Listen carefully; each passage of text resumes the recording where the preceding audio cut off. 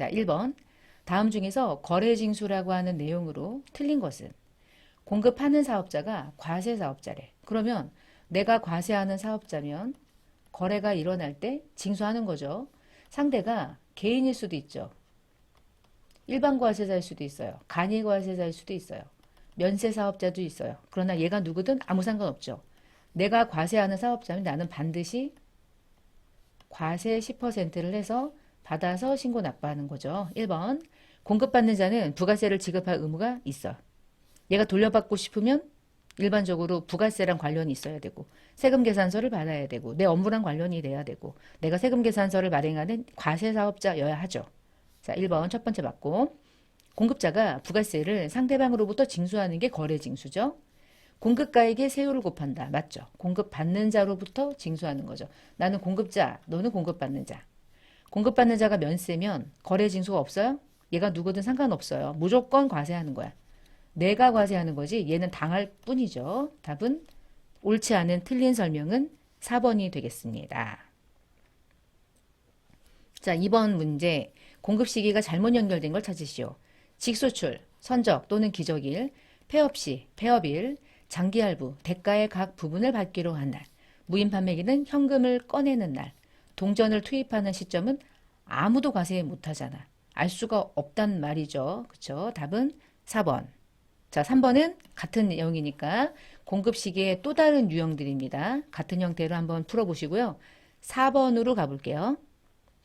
자, 4번. 부가세법상 공급 시기는 해서 지금 밑에 나와 있는데 A 제품을 판매 주문을 받았대. 주문은 아무 의미 없죠? A 제품 판매 대가 100만 원을 전액 수령해서 세금 계산서를 받았대요.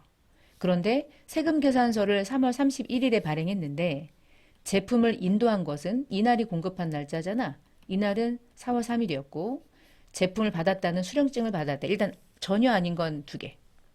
그럼 나머지 2개 중에 하나가 공급식인데 여기서 우리가 공부했던 거 제품을 공급한 날이 공급 시기인 거는 원래는 맞아. 원칙은 그래. 근데 이날 공급을 하고 돈을 나중에 받으면 공급한 날이 공급 시기가 되지만 오늘은 공급 시기 전에 세금 계산서를 발행했죠. 이게 뭐였죠? 선발급이죠. 세금 계산서를 공급하기 전에 먼저 발행하면 그날을 공급 시기로 본다. 그럼 여기서 공급 시기는 언제? 3월 31일. 답은 2번. 우리가 얘기했던 그 공급 시기로 본다라고 하는 게 그냥 그 공급 시기가 되는 거야. 그러니까 이날은 그냥 제품을 인도한 것뿐이야. 아무것도 아닌 거죠. 어디에서 그러냐? 부가세에서 그렇다는 거예요. 부가가치세에서는 이게 그렇다 했다 할지라도 나랑 뭔 상관? 나는 아무것도 아님. 자, 근데 여기서 이제 여러분이 궁금할 수 있어. 그러면 회계 처리 어떻게 하지? 이렇게 할 수 있잖아. 자, 요때 회계 처리하는 거를 잠깐만 이제 화면을 조금 바꿔서 예를 들어서 여러분 3월 31일에 제품을 인도한 게 아닌데 돈을 먼저 받았을 뿐인데 세금 계산서를 발행하잖아요. 그러면 돈을 먼저 받았어. 그럼 뭐 현금이라 해볼게요. 100만 원이 공급가액이니까 부가세가 10만 원이다. 부가세가 별도였다라고 해봅시다. 그럼 현금 10만 원 받았죠. 그리고 부가세 매출세액 10만 원이 발생됐죠. 회계 처리하는 거예요. 저는 이제 부가세는 이날 과세하는 거니까 이날 공급식이 된 거고 자 이날 분개하는 거 보여드리려고 회계는요. 이날 매출인가요? 이날 먼저 받은 건가요? 이날 먼저 받은 거니까 뭐라고 분개할 수 있어요? 회계는 선수금을 할 수 있잖아. 그치? 그리고 지금 돈을 언제? 4월 3일에 제품을 이날 인도했죠? 그러면 4월 3일 날 선수금 100만 원 죽이고 이날 매출 잡으면 어때요? 그것이 이게 세무고요. 요게 회계지. 묶으면 세무 회계인 거지. 세무는 부가세 신고상 공급 시기를 3월 31일로 한다 쳐. 그렇다고 해서 회계 처리도 이날을 매출로 잡냐? 그거는 회계 처리한 사람 마음인 거야. 매출 잡아도 돼. 며칠 차이 아니니까. 근데 3월 31일과 4월 3일은 일기 예정, 일기 확정의 기간이기도 하고 그리고 분기별로 매출을 파악할 때 이날 매출로 잡을 것이냐 선수금이 회수되면서 3월 3일에 매출로 잡을 것이냐는 또 내 맘이에요. 이날 매출 잡아도 되고요. 회계는 자기가 알아서 유도리 있게 하시면 돼요. 법이 아니니까. 그러나 세법은 정해져 있는 거야. 무조건 공급 시기 전에 발행하면 이날이 즉 공급한 시기가 된다. 이것이 선발급을 공부했던 이유예요. 답은 2번 이렇게 체크하시면 되겠고요. 지금 5번도 공급 시기인데 계속 공급 시기에 대한 문제를 이렇게 열거한 이유가 다양하게 나오는 걸 여러분 풀어보시라고. 답은 다 비슷합니다. 그리고 여러분이 풀어보시고 자 아래로 내려가서 넘어가서 자 8번 문제 볼게요. 세금 계산서를 설명하는 것 중에 올바르지 않은 것은 무엇인가? 세관장은 수입하는 사람에게 세금 계산서를 발급하죠. 정확하게 수입세금 계산서. 두 번째, 경우에 따라서는 매입자 발행 세금 계산서 발급도 가능하죠. 세 번째, 세금 계산서는 원칙적으로 재화나 용역의 공급 시기에 발행하는 거 맞죠? 맞잖아. 원칙이잖아. 예외가 있을 뿐이지. 선발급도 되고 후발급도 되는 거죠. 네 번째, 면세 사업자는 재화를 공급할 때 세금 계산서를 발급해? 절대 발행하지 않죠. 얘는 면세니까. 얘가 발행할 수 있는 유일한 증빙은 계산서, 세금 없는 그냥 계산서. 자, 9번에 원칙적으로 세금 계산서를 발급해야 되는 시기는 원래 언제죠? 기본적으로 언제 해요? 꼭 나중에 해야 돼요? 언제 하면 돼요? 공급한 날 하는 거죠. 원칙적으로는 발급 시기가 공급 시기죠. 단, 발급 시기를 언제까지 할 수 있게 기한을 준 것뿐인 거야. 다음 달 10일까지. 발급 시기는 항상 공급 시기인 거야. 공급 시기에 하는데 그 공급 시기에 하지 않고 뭐 후발급을 할 수도 있고 다양한 케이스가 존재하니까 다음 달 10일까지 발급 시기를 정한다. 라고 하는 예외가 있을 뿐이죠. 항상 원칙은 그날인 거예요. 그날. 자, 세금 계산서에 대한 문제 중에서 이렇게 해서 10번처럼 다음 중에서 필요적 기재사항이 아닌 것은 에서 나오거든요. 공급자는 이렇게가 필요적 기재사항이죠. 공급받는 자는요. 얘가 필요적 기재사항이죠. 얘 필요적, 요거 필요적이죠. 잘못 들어가 있는 건 얘네요. 공급받는 자는 사업자 번호만 필수적 기재사항이고요. 상호나 성명은 누락해도 돼요. 이건 임의. 답은 4번. 그러니까 필수 기재사항, 임의 기재사항, 그림으로도 물어볼 수 있나 보다. 아, 이거 그림으로 이해하는 것도 있겠구나. 그렇게 한번 보시고요. 자, 11번 문제. 다음 중 세금 계산서에 대한 설명 중에서 틀린 것은 사업자가 이런 거 할 때 증명서류를 발행한다. 법인 사업자는 전자세금 계산서를 의무 발급해야 돼. 반드시 하죠. 면세 사업자는 세금 계산서 발행할 수 없다. 맞아. 간주 임대료는 발행할 수 있어 없어? 발행할 수가 없어. 간주잖아. 상대가 없어요. 그리고 내가 스스로 신고하는 거야. 내가 벌었다고 예상되는 금액을. 간주는 직매상 반출이 아니고는 세금 계산서를 발급하지 않는다는 것. 자, 12번 문제 너무 중요한 문제. 세금 계산서의 발급 의무 면제에 해당하지 않는 것. 다 과세 사업자야. 근데 미용실, 목욕탕, 서비스는 세금 계산서를 발행하면 안 되죠? 발급 면제 맞죠? 간주 안 하죠? 도매업을 한대요. 상대가 세금 계산서를 요구하면 또 요구하지 않아도 도매업은 소매업이랑 거래할 테니까 세금 계산서를 발행하는 게 원칙이죠. 면제 아니죠. 면제 아니니까 답이 3번이고요. 무인 판매기 발행 누구한테? 그치? 500원 내고 음료수 사 먹는 꼬맹이한테 할 수 없잖아. 하지 않는다. 이 중에 면제가 아닌 것은 3번. 도매업은 하지 않는다. 자, 그다음 13번은 뭐 보긴 해야 될 것 같아. 13번 세금 계산서 설명 중에서 가장 옳지 않은 것은 원칙적으로 공급 시기에 발급하는 게 원칙인 거예요. 일정한 경우에는 공급 시기 전에도 세금 계산서를 발행할 수 있었죠. 월 합계 세금 계산서는 예외적으로 공급이 속하는 다음 달 언제까지 발급하죠? 11일까지라고 하는 것은 우리가 전송까지를 감안한 합계표를 제출할 때 그 시기를 말하는 거고 우리가 발급 시기는 항상 다음 달 10일이지 날짜를 가지고도 이렇게 헷갈릴 수 있어. 우리가 이제 공부할 때 10일도 있고 11일이라는 날짜도 부가세에서 큰 의미를 갖는단 말이야. 세금 계산서에서. 근데 발급 시기는 다음 달 10. 전송을 그 다음 날. 그러다 보니까 전송까지 감안하면 11일이라는 게 나올 뿐이지 우리 공부하실 때 11일까지 뭐 한다. 11일까지 뭐 한다는 없어요. 10일까지 발급. 그리고 다음 날 전송. 다음 날 전송입니다. 법인사업자는 의무 발급해야 된다. 틀린 것은 3번. 우리 보세요. 발급 시기가 10일까지잖아요. 그러면 3월 달에 세금 계산서를 4월 10일까지 발급한다고 얘기하는 거지. 4월 8일에 발급하면 문제 돼요? 안 되지. 4월 8일에 발급하면 전송은 4월 9일이지. 11일까지라고 하는 개념을 여기다가 적용하시면 안 돼. 맥시멈의 기간을 말할 때는 가능하지만 기한이죠, 사실은. 자, 위에 있는 것만 한번 풀어보시고 15번 문제도 아까 했던 문제 발급 의무. 자, 우리 16번 5월 1일부터 5월 말일까지 공급한 금액을 더해가지고 작성일자는 말일자로 작성하고 언제까지 발급합니까? 다음 달 10일, 다음 달 10일, 16번, 2번 이렇게 푸시고요. 자, 그 다음에 17번에 전자세금 계산서를 의무적으로 발급해야 되는 사업자는 누굴까요? 전자세금 계산서를 무조건 의무 발행하려면 첫 번째가 모든 휴대폰이니까 과세죠. 법인사업자죠. 법인사업자가 의무래매. 나왔네? 그럼 못 가. 간이사업자래요. 직전연도 총 공급대가가 3천이래.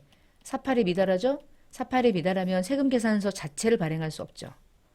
배추를 재배해서 판대요. 그럼 배추를 재배해서 파는 건 과세입니까? 그냥 면세입니까? 배추. 미가공이잖아. 면세. 면세는 세금 계산서 자체랑 관계가 없죠.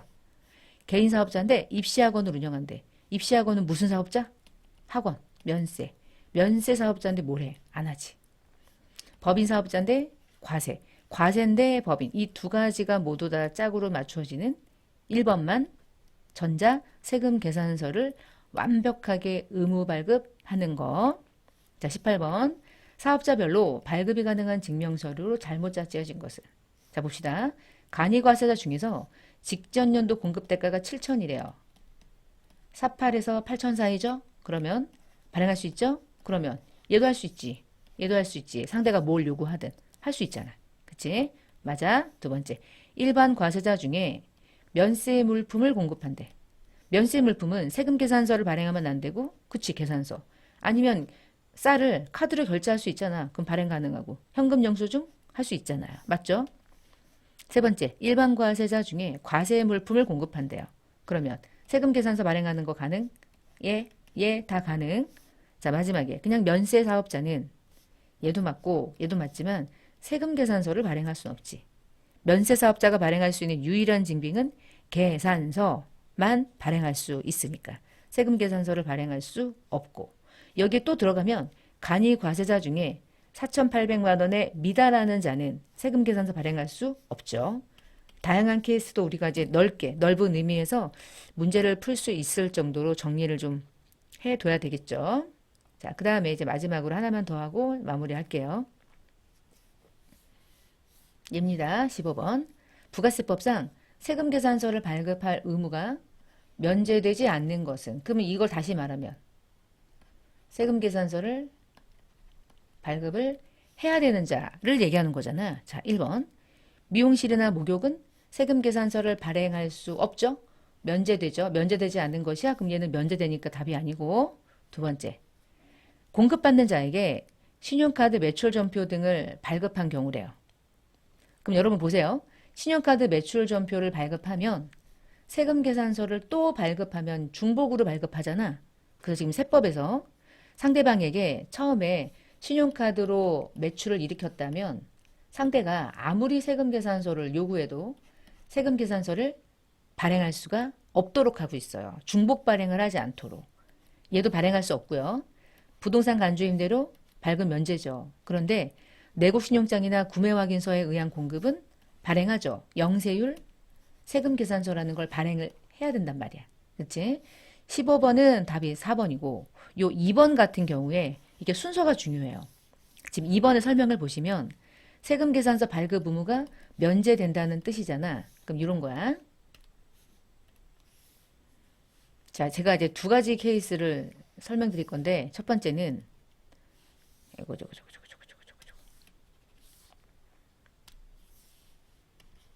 상대방이 갑이고 상대방이 을이에요. 근데 얘를 보니까 5월 1일에 얘랑 이제 거래를 했어. 그리고 처음에 세금 계산서를 주고받은 거야. 이렇게. 그리고 나서 나중에 5월 10일에 이 결제가 되지 않아서 을이 추후에 가서 신용카드로 결제를 했다. 그러면 이 동일한 한 건에 증빙이 얘도 있고 얘도 있고 두 장이 발행되는 거 가능하다고 그랬죠. 얘는요. 세금계산서가 먼저 발행됐어요. 그럼 서로 세금계산서로 부가세를 신고한다는 뜻인데 결제를 이후에 했기 때문에 이 신용카드로는 당연히 매입세 공제는 안 되지만 결제를 신용카드로 할 수 있잖아. 그래서 중복이 될 수 있어요. 이런 일은 가능하거든요. 그런데요, 반대로요. 갑과 을이 있어. 처음에 이제 거래를 일으킬 때 5월 1일에 처음부터 신용카드로 거래를 한 거야. 그래서 결제를 했어. 그래서 처음에 신용카드로 서로 주고받아서 부가세를 신고하는데 나중에 을이 얘한테 가가지고 뭐라고 하냐면 세금계산서를 달라고 요구하네. 이런 경우에 세금계산서를 줘버리면 신용카드로 서로 신고했을 것을 세금계산서를 주고받으면 이 세금계산서는 반드시 신고 들어가기 때문에 한 건에 대한 증빙이 두 장이 발행되는데 이 신용카드는 신용카드대로 신고하게 되고 세금계산서는 세금계산서로 또 신고하는 문제가 생겨요. 이렇게 두 장으로 발행되는 경우랑 이렇게 두 장으로 발행되는 경우하고 달라요. 어떻게 다르냐면 이럴 수는 있다고 생각해. 처음에 세금계산서로 일단 주고받고 결제를 신용카드로 다시 추후에 결제하게 되면 두 장이 발행돼서 이 두 장을 어떻게 부가세를 구분해서 신고할 것이냐에 대한 문제가 있긴 하겠지만 이런 일은 가능하다고 보는데 처음부터 신용카드로 결제하잖아. 그러면 그 다음에는 상대가 아무리 이 건에 대해서 세금계산서를 발행해달라고 요구해도요. 절대 법적으로 발급할 수 없도록 하고 있어요. 얘는요. 신용카드가 발행해달라고 하는 게 아니라 결제를 하는 방법이기 때문에 이것에 대한 신고만 구분해주면 문제가 없는데 처음에 신용카드를 발급을 서로 주고받아 놓고 나중에 세금계산서를 요구하면 법에서 이런 거래는 세금계산서를 발행할 수 없도록 아예 법에다가 명시하고 있어요. 그래서 지금 요 얘기를 한 거야. 요 얘기를. 중복으로 발행할 수 없게. 이미 신용카드가 발행된 건에 대해서는 세금계산서를 또 요구할 수 없어요. 발급할 수 없도록 하고 있어요. 33조 2항이. 그래서 여러분이 이 문제를 푸실 때 이럴 수도 있고 저럴 수도 있는 거야, 항상. 그리고 나중에 실기 프로그램에서 부가세 매입세액에 대한 어떤 문제가 나오게 되면 이런 경우랑 이런 경우일 때 아주 이제 의미가 있는 예제가 되거든요. 나중에 실기 때 또 다시 한번 볼 거고. 지금 설명은 방금 전에 요 얘기를 했던 거예요. 이겁니다. 세금계산서의 발급 의무가 면제, 공급받는 자에게 신용카드 등을 발급한 경우라면 세금계산서는 발급의 면제, 발급하지 않는다는 설명을 이렇게 문제로 출제한 겁니다.